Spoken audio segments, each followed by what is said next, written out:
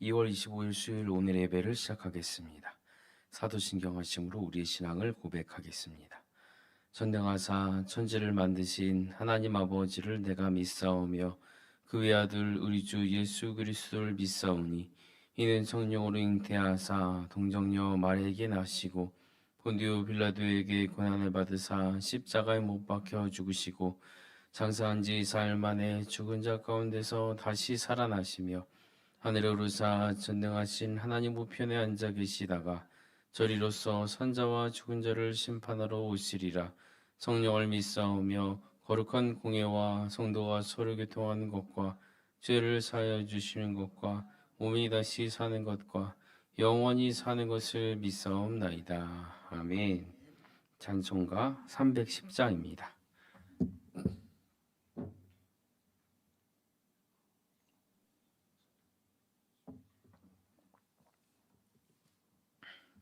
찬송가 310장입니다.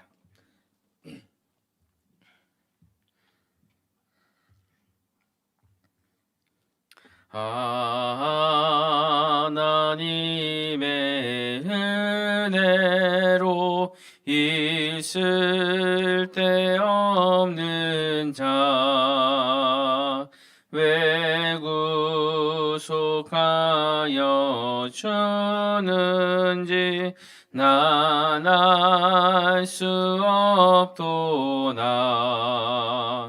내가 믿고 또 의지함은 내 모든 형편 하시는 주님 늘 보호해 주실 것을 나는 확실히 아네.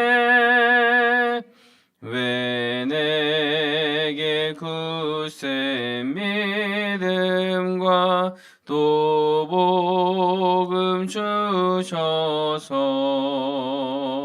내 마음이 항상 편한지 난 알 수 없도다.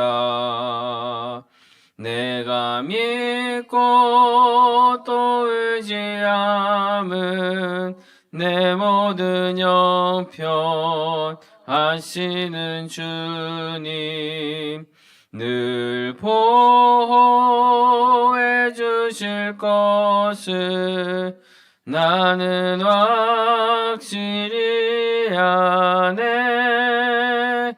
왜 내게 성령 주셔서 내 마음 감동해 주 예수 믿게 하는지 난 알 수 없도다. 내가 믿고 또 의지함은 내 모든 형편 하시는 주님 늘 보호해 주실 것을 나는 확실히 아네. 주 언제 강림하실지 혹 밤에 혹 낮에 또 주님 만날 그곳도 난 알 수 없도다. 내가 믿고 또 의지함은 내 모든 형편 하시는 주님 늘 보호해 주실 것을 나는 확실히 아네. 아멘. 찬송가 305장입니다.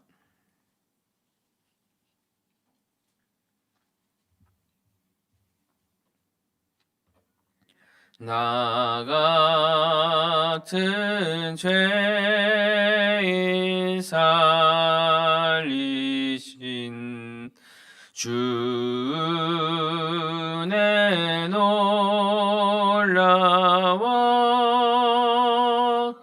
잃었던 생명 찾았고 광명을 얻었네. 근죄악에서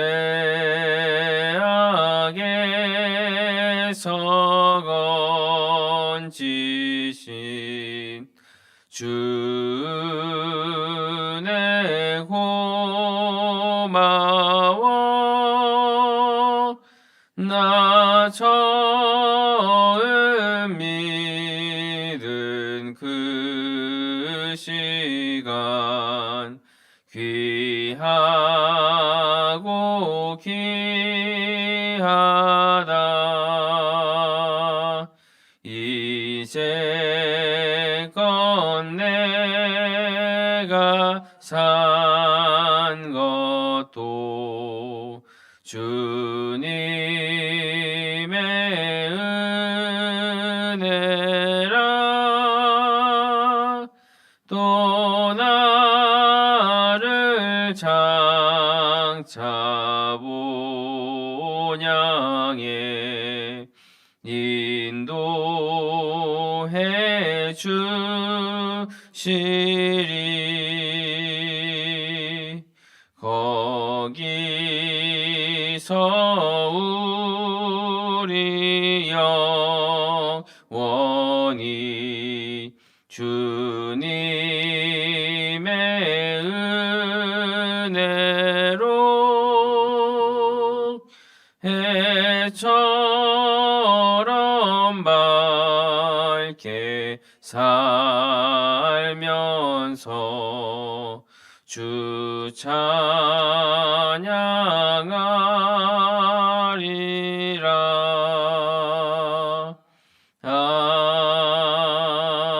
아멘. 기도하겠습니다.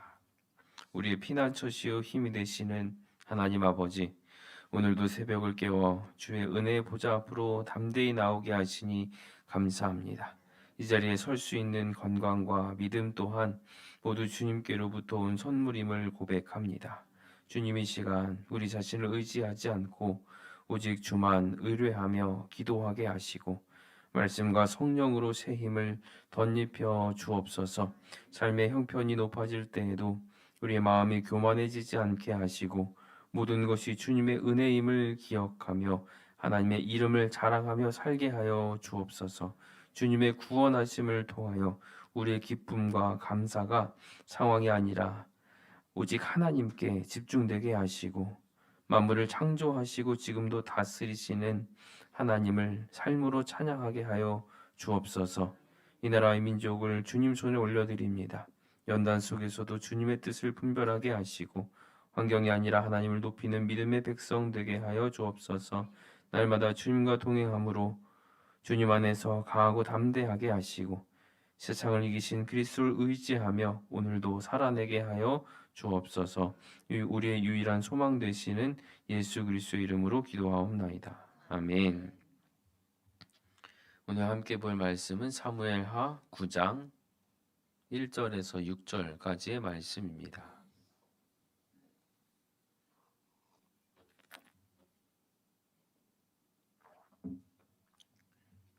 사무엘하 9장 1절에서 6절까지의 말씀입니다. 한 목소리로 함께 읽겠습니다. 시작. 다윗이 이르되 사울의 집에 아직도 남은 사람이 있느냐? 내가 요나단으로 말미암아 그 사람에게 은총을 베풀리라 하니라. 사울의 집에는 종 한 사람이 있으니 그의 이름은 시바라. 그를 다윗의 앞으로 부르매 왕이 그에게 말하되 내가 시바냐 하니 이르되 당신의 종이니이다 하니라. 왕이 이르되 사울의 집에 아직도 남은 사람이 없느냐? 내가 그 사람에게 하나님의 은총을 베풀고자 하노라 하니 시바가 왕께 아뢰되 요나단의 아들 하나가 있는데 다리 저는 자니이다 하니라. 왕이 그에게 말하되 그가 어디 있느냐 하니 시바가 왕께 아뢰되 로드발 암미엘의 아들 마길의 집에 있나이다 하니라. 다윗 왕이 사람을 보내어 로드발 암미엘의 아들 마길의 집에서 그를 데려오니 사울의 손자 요나단의 아들 무비보셋이 다윗에게 나아와 그 앞에 엎드려 절하매 다윗이 이르되 무비보셋이여 하니 그가 이르기를 보소서 당신의 종이니이다. 아멘. 다윗 왕궁의 집무실에서부터 요단 동편의 메마르고 잊혀진 땅 로드발까지 이어지는 은혜의 장면입니다.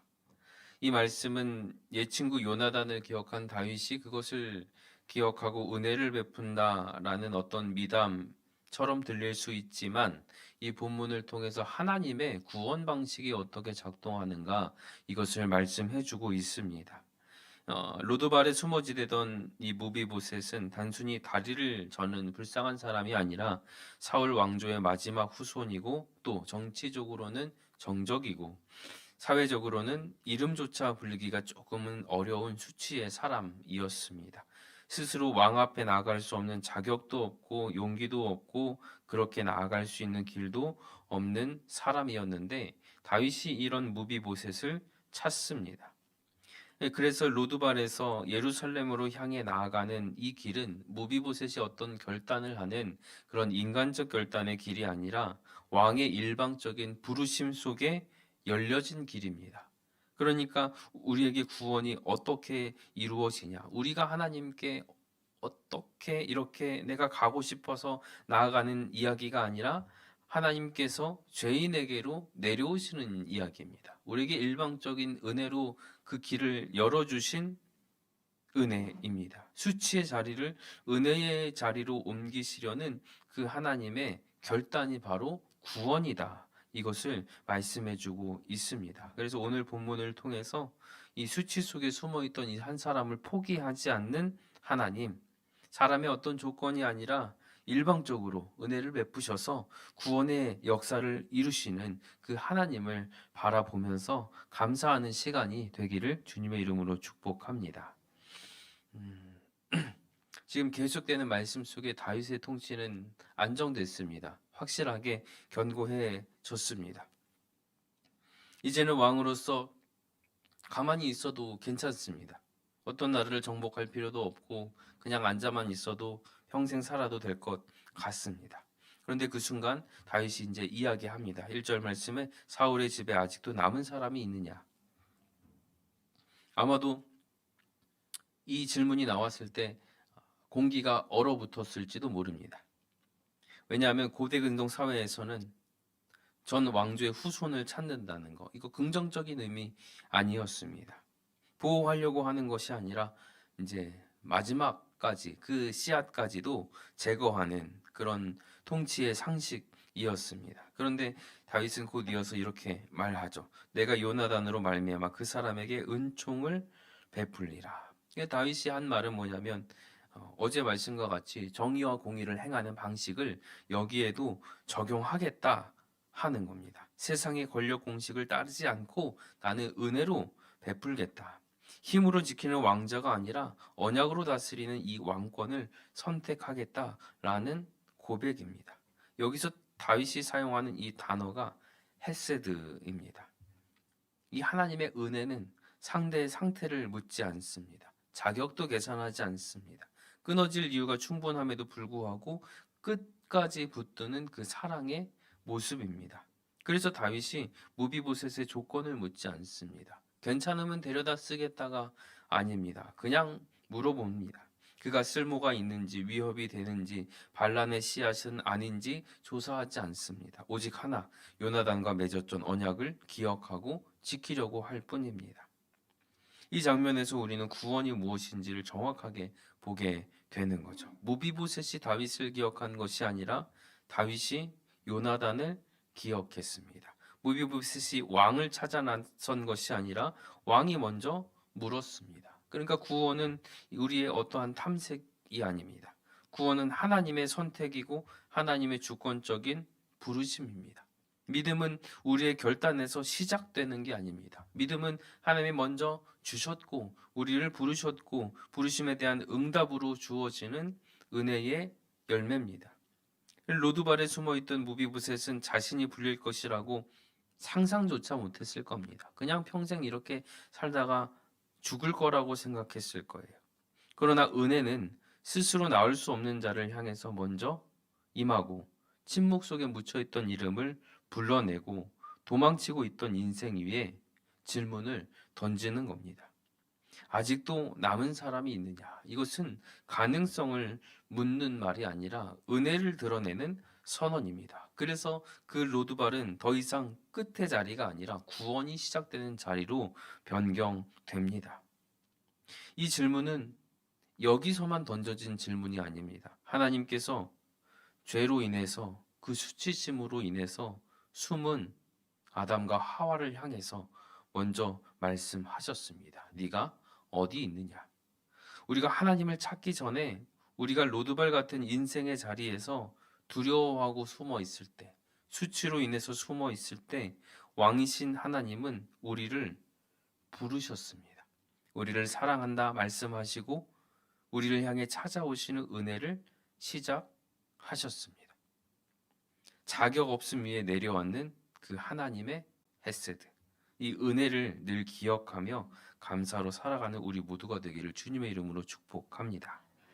그렇다면 이제 질문이 하나 생깁니다. 그 은혜가 찾아간 로드발, 그곳은 어떤 의미를 가지고 있을까? 언어로 보면 로하고 드바르입니다. 로는 아니다, 없다, 부정하는 거예요. 드바르는 말씀이 되기도 하고 말이 되기도 하고 사건이 되기도 하고 어떤 일이 되기도 합니다. 그러니까 하나님의 말씀이 없는 곳, 약속이 없는 곳, 어떤 사건도 없는 곳, 아무런 일이 일어나지 않는 그런 곳이라는 거예요. 또 지정학적으로는 목초지가 없는 곳, 이렇게 표현을 합니다.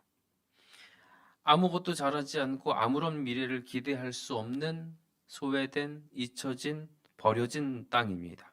예루살렘에서 굉장히 멀리 떨어진 그곳은 왕의 시선도 닿지 않습니다. 돌아볼 필요가 없습니다. 나라의 질서도 미치지 않는 변방입니다. 침묵이 가득한 땅입니다. 사람들이 일부러 피해서 가는 땅입니다. 무비보셋은 그곳으로 도망쳤지만 그곳에서 자신을 숨겨버린 겁니다. 그는 또 신체적으로 어땠습니까? 발을 절었습니다. 고대 근동 사회에서 이 신체적 결함은 단순한 불편함이 아니라 사회적인 낙인이었습니다. 그러니까 질서가 제대로 잡혀져 간다라는 것을 신체의 조건으로 봤습니다. 그래서 사실은 우리가 엄밀하게 따져보면 왼손 오른손 다른 건 맞는데 이것이 눈에 보기에 확연하게 다르거나 코가 다르게 생기거나 귀가 다르게 생기거나 그러면 그 결함이 질서를 무너뜨린 자라는 그 낙인을 찍어버렸다고 합니다. 그러니까 일반 백성들이야 더할 나위 없지만 이 왕족은 어떻겠습니까? 굉장히 치명적인 신체 조건이라는 거예요. 왕의 자손은 강해야 됐고 흠이 없어야 됐고 사울 왕부터 시작해서 사람들이 보기에 용모도 아름답고 키도 크고 훤칠해야 됐던 사람을 골랐는데 다윗에 오고 이제 이 무비보셋이 여기서 군사를 일으키려면 훤칠해야 되는데 사람들에게 인기 많아야 되는데 볼품없는 사람이라는 거죠. 백성 앞에 설 수도 없는 그런 모습이었다는 겁니다. 그러니까 어린 시절 유모의 품에 떨어져서 평생을 절개된 그 이후 왕의 자격을 자동적으로 잃게 될 수밖에 없었고 세상 기준으로 존재할 이유마저 잃은 사람처럼 취급됐습니다. 그의 숨어지는 세월이 어렸을 때부터 약 15년 정도 된다고 합니다. 매일 아침 눈을 뜰 때마다 오늘이 마지막일지 모른다는 두려움 가운데 있었을 것이고 다윗의 군사들이 이렇게 된 나마저도 찾아와서 제거할 것 같은 그런 두려움, 공포가 있었을 거예요. 그래서 그 로두발이라는 땅에서 스스로를 유폐시킨 채 살아왔습니다. 근데 더 안타까운 것은 이름의 뜻입니다. 이 이름의 뜻 자체가 수치를 흩뿌리는 자래요. 자기 이름 자체가 자기 인생에 대한 판결처럼 느껴졌을 겁니다. 이름을 불릴 때마다 자신의 존재가 부끄러움으로 규정되는 삶을 살았을 겁니다. 로드발은 지명이 아니라 은혜 없는 인간의 삶을 의미하는 거죠. 스스로 하나님께 나아갈 수 없고 숨고 싶어 하고 불려지는 것보다는 망각을 선택하고 빛보다는 어둠이 좋고 믿음이 없어서가 아니라 스스로는 믿음조차 시작할 능력이 없어서 나오지 못하는 자리입니다. 무비보셋은 왕을 거부한 사람이 아니라 왕을 믿지 않는 사람이 아니라 단지 내 존재 자체만으로도 왕 앞에 설 수 없다고 확신한 사람입니다. 이게 이 타락한 인간의 모습이에요. 하나님을 몰라서가 아니라 하나님 앞에 설 자격이 없다고 느끼고 스스로 숨어버리는 존재입니다. 그런데 복음이 여기서 시작됩니다. 로드발이 끝이 아닙니다. 사람의 시선이 닿지 않는 곳이지만 하나님의 은혜는 여기까지 찾아옵니다. 사람이 가장 깊이 숨은 자리, 자신조차 포기한 자리까지 그 부르심이 멈추지를 않습니다. 이 로드발의 먼지 속에서 절뚝이며 숨어있던 인생을 향해서 하나님의 은혜가 다윗을 통해 움직이고 있는 겁니다. 오늘 그 은혜가 우리의 로드발까지 찾아와서 숨은 인생을 불러내시고 또 끝이라 여겨졌던 자리에서 새로운 시작을 열어주시기를 주님의 이름으로 축복합니다. 말씀을 맺습니다. 오늘 본문은 아직은 이 이후의 이야기를 다 이야기하지 않습니다. 무비보셋은 아직은 아무것도 받지를 못했습니다. 회복도 없고 설명도 없고 어떤 약속도 없습니다. 그저 오늘 본문은 다윗에게 나와 그 앞에 엎드려 절했다라고 끝납니다. 하지만 이 장면이 중요하죠. 구원의 결과보다 먼저 구원의 방식을 보여주기 때문입니다. 무비보셋은 요청하지 않습니다. 조건을 제시하지도 않습니다. 변명하거나 설명할 기회조차 없습니다. 그는 단지 왕 앞에 그 부르심에 의해서 숨어있던 자리에서 끌려나와 왕 앞에 섰습니다. 이것이 구원의 시작입니다. 구원은 뭔가를 받는 데서 시작되지 않습니다. 불려서 나오는데 시작됩니다. 은혜는 우리의 로드발을 끝내지 않습니다. 그 자리에서 불러냅니다. 우리가 이해하기 전에, 우리가 정리되기 전에, 준비되기 전에 하나님께서 우리를 부르셔서 하나님 앞에 세우십니다. 무비보셋은 아직 자신의 인생이 어떻게 바뀔지 모릅니다. 그러나 한 가지는 분명하죠. 그는 로드발을 떠났습니다. 그리고 왕 앞에 서 있습니다. 사랑하는 성도 여러분, 오늘 이 말씀이 우리에게 묻는 질문은 너는 지금 어디에 있느냐? 그리고 동시에 말씀하십니다. 이제 그 자리에서 나오라. 내 앞으로 나오라. 아직도 자격 없음 때문에, 수치심 때문에, 두려움 때문에 마음속 로드발에 머물러 있다면 오늘 하나님은 아무 설명도 요구하지 않으시고 그냥 부르십니다. 아직도 남은 사람이 있느냐? 그 부르심 앞에 다만 불림받은 자로 왕 앞에 서는 믿음을 가지시길 축복합니다. 오늘 예배가 우리를 로드발에서 불러내어 하나님 앞에 세우시는 은혜의 시간이 되기를 바라고 이 부르심 앞에 순종해서 다른 것 설명할 것 없이 그냥 그저 왕 앞으로 나오는 믿음의 사람 되시기를 주의 이름으로 축원합니다. 아멘. 기도 제목을 드립니다. 로드발 같은 자리에 숨어있던 우리를 먼저 찾아 부르시는 하나님의 은혜를 날마다 기억하게 하옵소서. 자격과 조건을 내려놓고 왕의 부르심 앞에 순종하여 담대히 나아가는 믿음을 주옵소서. 두려움과 수치 때문에 숨었던 자리에서 일어나 하나님의 은혜 앞에서는 용기도 주옵소서. 우리의 로드를 향해 멈추지 않고 찾아오시는 주님의 사랑을 신뢰하게 하옵소서. 받은 은혜를 잊지 않고 오늘도 부르심에 응답하며 감사로 살게 하옵소서. 기도하겠습니다. 은혜의 하나님 아버지, 로드발 같은 자리에 숨어있던 우리를 먼저 찾아 부르신 하나님의 은혜를 찬양합니다.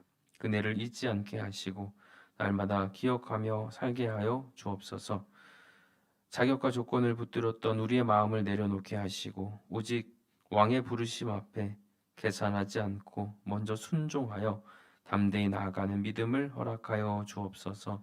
우리의 숨었던 자리에서 일으키시는 주님의 손을 붙들고 하나님 앞에서는 은혜의 용기를 주옵소서.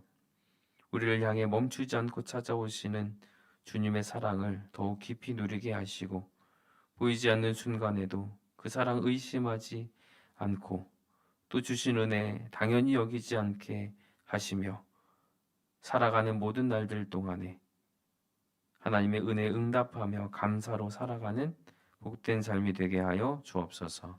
예수님의 이름으로 기도하옵나이다. 아멘. 이제는 우리 주 예수 그리스도의 은혜와 아버지 하나님의 크신 사랑과 성령 하나님의 감동감화 교통하심이 우리의 삶에 친히 찾아오셔서 구원하시는 하나님의 은혜 안에 속한 사랑하는 모든 성도들의 삶과 가정과 삶의 자리 위에 이제로부터 영원토록 함께 있을지어다. 아멘.